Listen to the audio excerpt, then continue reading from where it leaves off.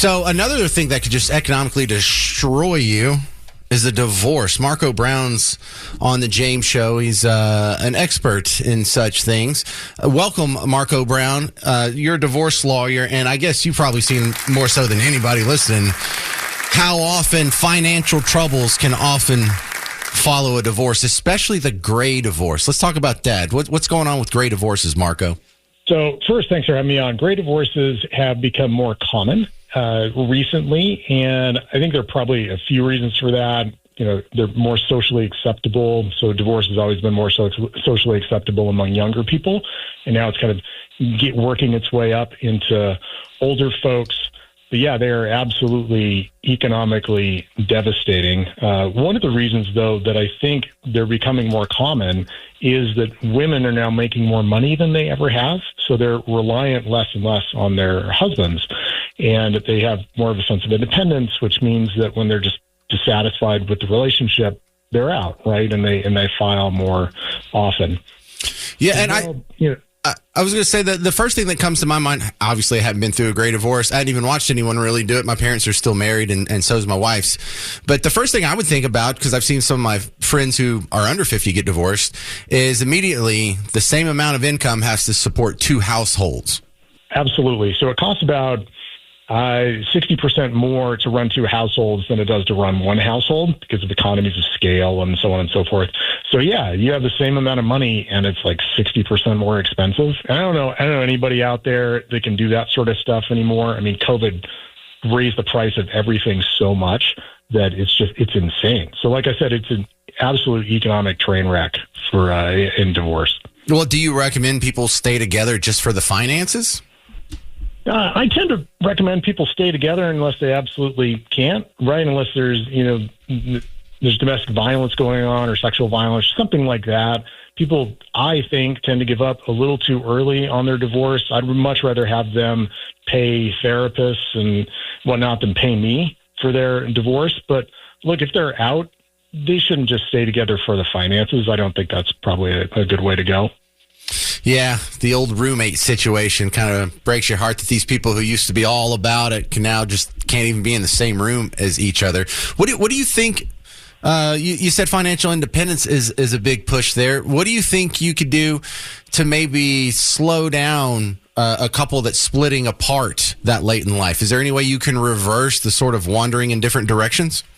Sure. Well, I mean, I can't do it, obviously, but they certainly can. So I think the best way that people can do that is to make a real concerted effort, get together and make a real concerted effort to work on their relationship. So that's what I see most often when people get divorced. And the number one reason for it is that people have just kind of grown apart, but they've allowed themselves to grow apart. So get together, talk about it, say, hey, look, we're on the road to getting divorced. Do we really want to do that? How can we do things together to strengthen our relationship? Do we go to church more often? Do we pray more often? Do we spend more time with the kids? Do we golf together? Whatever it is, right? Do those things together. And that will probably, that could very, very easily arrest the whole process and you just come back together and stay married forever. But it's definitely going to slow it down, I would think. Well, Marco Brown, you're a divorce lawyer, so you probably don't want to give out this information too freely. But how can you minimize the costs of the divorce itself so you don't deplete funds that could otherwise be used after the divorce to kind of maintain your standard of living? Sure. Actually, it's funny. I hate divorce, so I wish I didn't have a job, and I hope that people don't get divorced. And if they do have to, cool, they can pay me, but I hope they don't. But the way you minimize cost in the divorce, first thing, be nice, right? You don't have to be a jerk. Now, this doesn't mean you roll over in your divorce and give your spouse whatever he or she wants, but you just don't have to be a dork. And the more of a jerk you are, the longer it takes, the more the temperature's increased, the more everybody spends money. So that's the first thing. Second thing is hire an attorney who's not a jerk, who doesn't raise the temperature needlessly.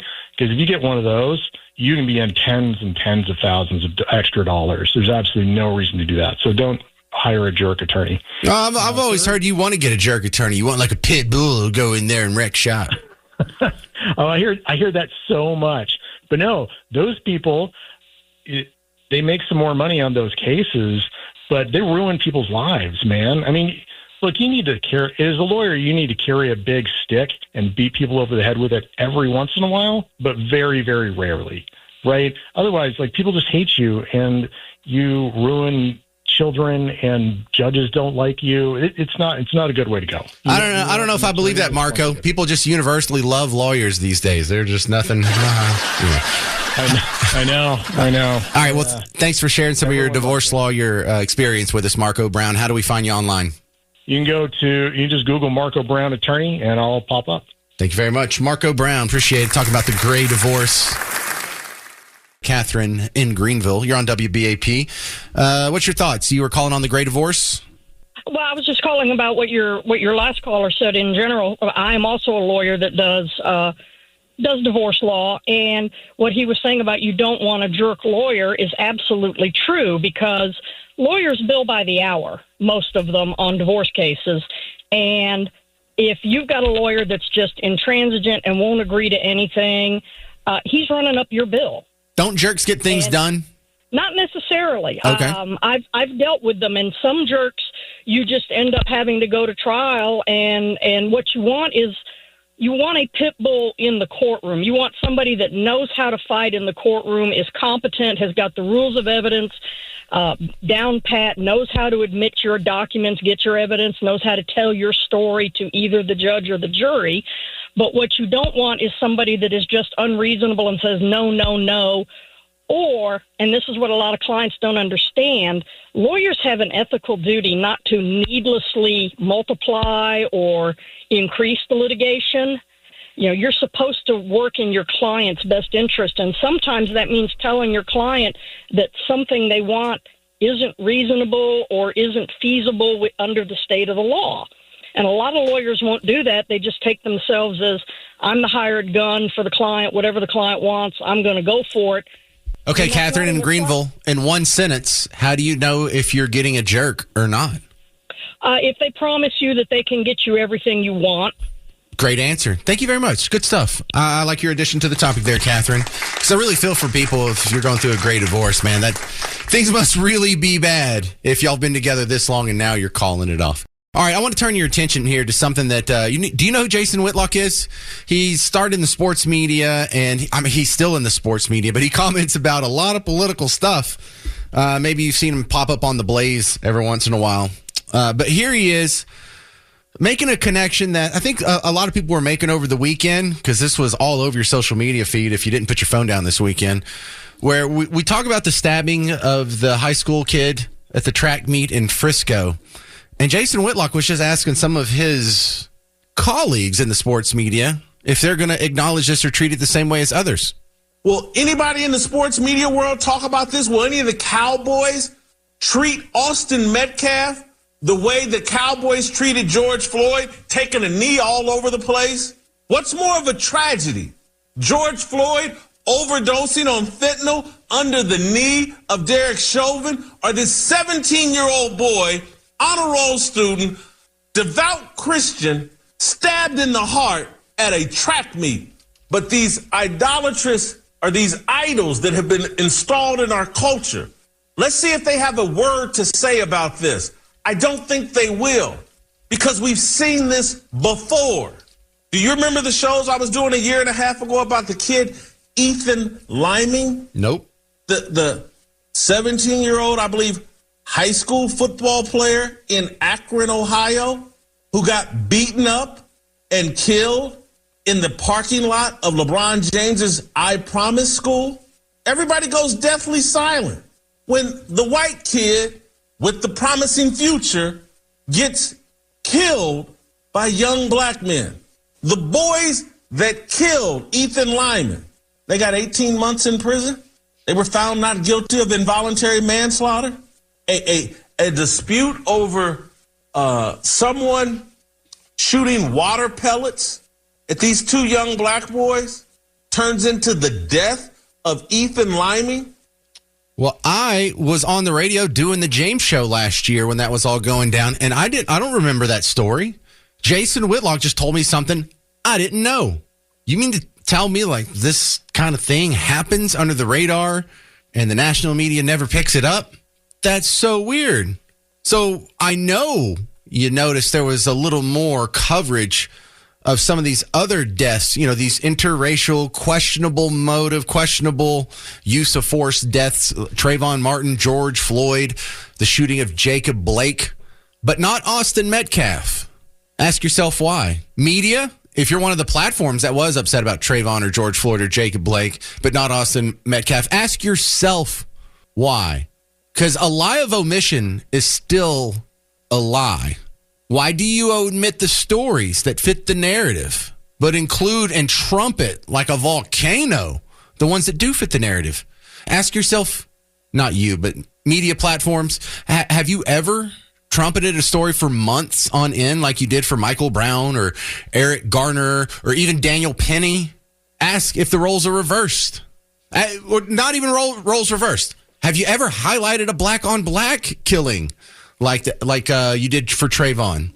Because I've come on this show on a regular basis, and we've kind of lamented these little blurbs that show up on DallasNews.com or WFAA.com, where some 16-year-old in Balk Springs is found with gunshot wounds and he's dead. No outrage over that?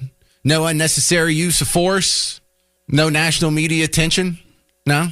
Why not?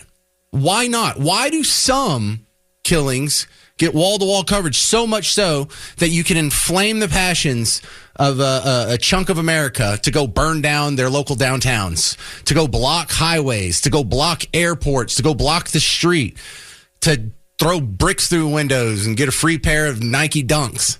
Why is that? What is the metric by which you choose which stories get trumpeted and which ones get buried? And listen, I want to make double sure here, because there's a lot of local media that listens to this show. I am not talking about the local media. As much criticism as I've had for the Dallas Morning News, this is not. I'm not talking about you. You're fine on this one. You're cool. You're cool. You're cool. You're cool. National media, you're not cool. So why is that? Jason Whitlock has a pretty good idea, but also I've saw the comments. People were asking these questions, and a common reply to that was, well, that involved racism, so it's different. The George Floyd killing involved racism? That's what you were told. But what evidence do you have that there was any racial animus, any racial hatred, antipathy, just any acknowledgement of race in the whole thing? Did Derek Chauvin use a racial slur? Did Derek Chauvin, was he a couple days earlier in a different situation with a white guy and did something different? Was there any mention of the guy's race? Or was it just inferred on the situation because one was white and one was black? So why do you infer race on the George Floyd killing but not this one? Why? And I'm not talking to you, nice person listening. I'm talking to these media outlets. What about all the other 16-year-olds that are being shot and killed? No, nothing. And so what you saw over this weekend is a lot of Team Red media was talking about the Austin Metcalf story. And a lot of the Team Blue media still hasn't even acknowledged it happened. When I was sitting here doing the James Show on Friday, I had one TV on Fox News. I had one on CNN. And Fox News didn't spend a whole lot of time on it. They did mention it. Every once in a while it would pop up like a little 30-second blurb when they were doing their news rundowns and run through the top stories of the day. They didn't spend a whole lot of time. They didn't have guests come on and do a panel on it, but it got mentioned. CNN, this is anecdotal. This is just me looking at a TV. I didn't see them mention it all day.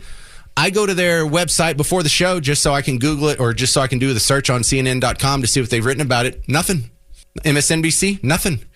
And I don't mean nothing, it's not on the front page. I mean, there's not a story on it. So they totally ignore a story that fits the setup of Austin Metcalf. But Trayvon Martin's death, most important thing in the world. We got to start riots over it. Why? 800-288-9227. I think we know why. It fits the narrative. It puts a wall of doubt between two different demographics in this country, which is beneficial to their side politically.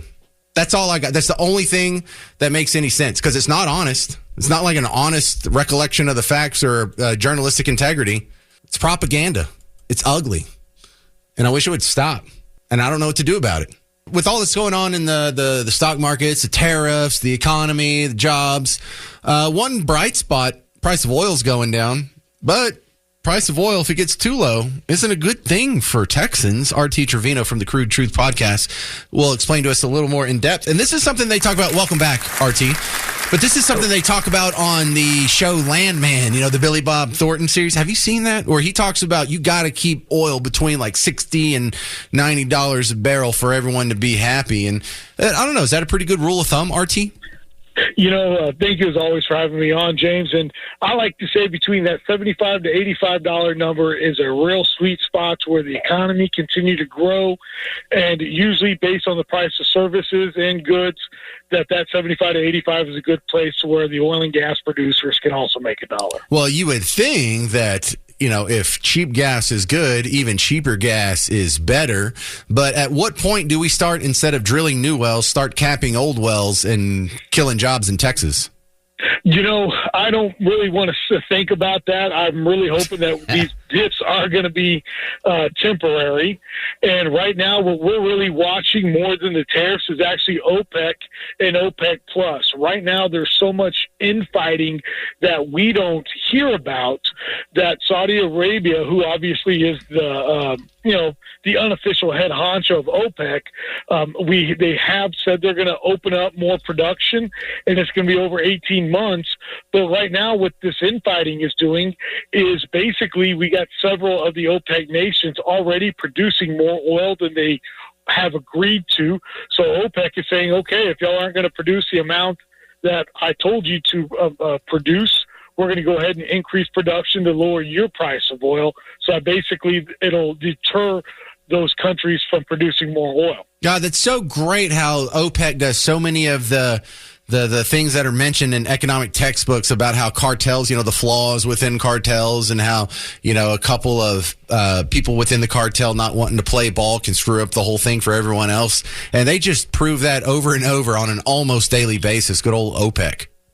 It's very interesting. I will say that. And a report came out that I believe it was the 5 major oil companies had a high profit this year, and Saudi Aramco still made more by itself than the 5 majors did.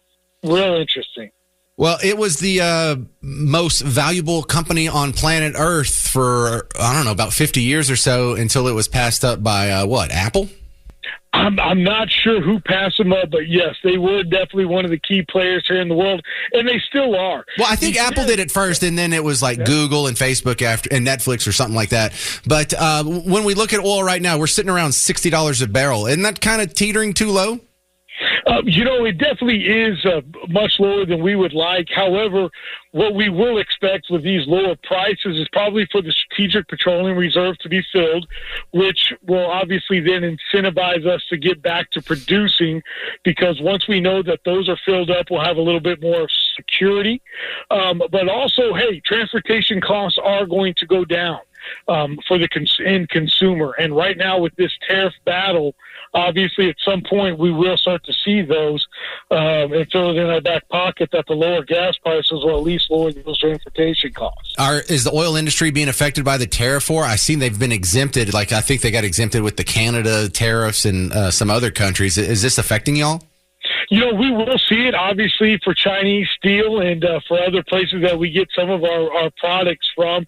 But right now, again, with everything that's going on, and I'm glad you brought that up, that how Canada's already starting to play ball a little bit. And that's the other thing Saudi Arabia is doing.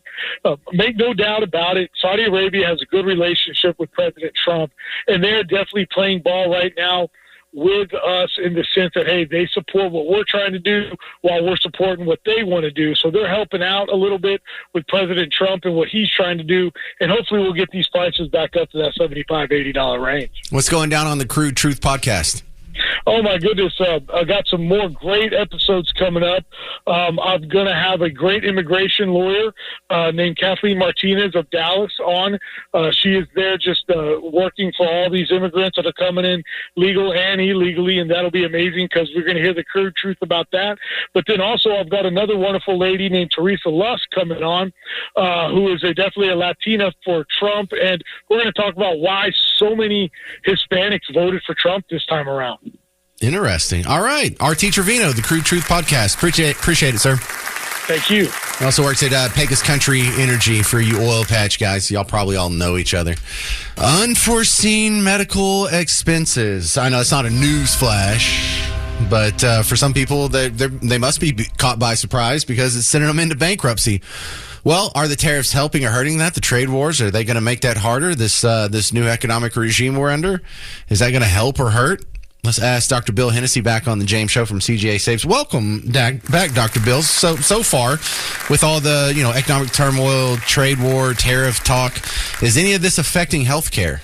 I don't think the tariffs are yet affecting healthcare. I think the cost of healthcare being hidden adversely affects it, allows a lot of rip-offs to occur.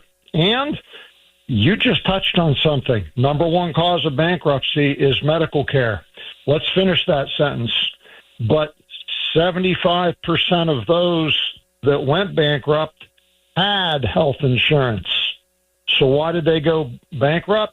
Because their claims were denied. Have you ever heard of a health insurance company denying a claim? Detect sarcasm. Yeah, we all got that one. In fact, there was a CEO that may have been murdered over such a thing. So even if you have health care insurance, you still go bankrupt. What do you do about that, Bill? Well, we don't want you to go bankrupt, so let's take some measures. First of all, you try to reverse the health insurance company denial. The way I like to back them in a corner is let's say United Healthcare denied a claim. Not a stretch there. Then I would take the United Healthcare specialist. Let's say it's a heart surgeon. I would get that surgeon to write a couple sentence letter stating the care is medically necessary. We take the medically necessary letter and give it to United in an appeal saying, your own heart doctor in your United network that you approved said the care is medically necessary. You better approve this care because otherwise you're going to be facing a bad faith lawsuit and you have a lot of liability. And now you back them in a quarter and they don't like risk. No, hardly anybody does what I just said. Yeah, I didn't know that existed. Yeah, so you can appeal it. You can appeal it, and you can also request a peer-to-peer review. So if you need something done by a brain surgeon, you'd want your brain surgeon to speak to a United Healthcare brain surgeon. So request a peer-to-peer review, create an appeal, get your doctor to be on board with it.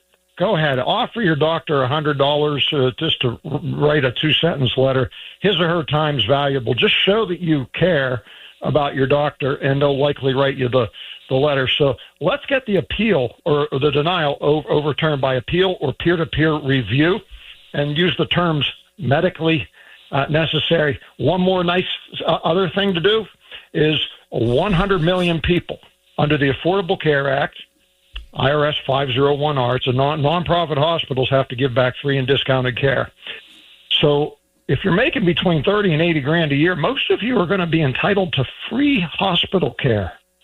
You would have to speak to the financial counselor of the hospital and ask for an application.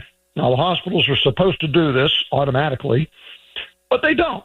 The administrators just aren't as caring as doctors and nurses, is what I've found. Mm-hmm. But there's a whole bunch of people that would qualify for free care. They just don't know it. Well, when we talk about bankruptcy being people's last resort, what happens after bankruptcy? Do you still owe a whole bunch? It just gets restructured, or do you actually discharge your debt? Well, you can't bleed a rock. So most of the people going bankrupt, they just don't have the money in the bank. One other thing that we recommend doing is making a monthly affordable payment to stay out of collections while a company like Mine Care Guide negotiates your bill. Or if a settlement goes against you, I don't care if they say it's $100,000. If all you can afford is $150 a month, you're only going to making the $150 a month. Putting you out in the street doesn't keep you with a job and able to help keep paying your bill. All right, so if someone's fighting high bills right now, CGASaves.com, they go there and they can find whatever they need?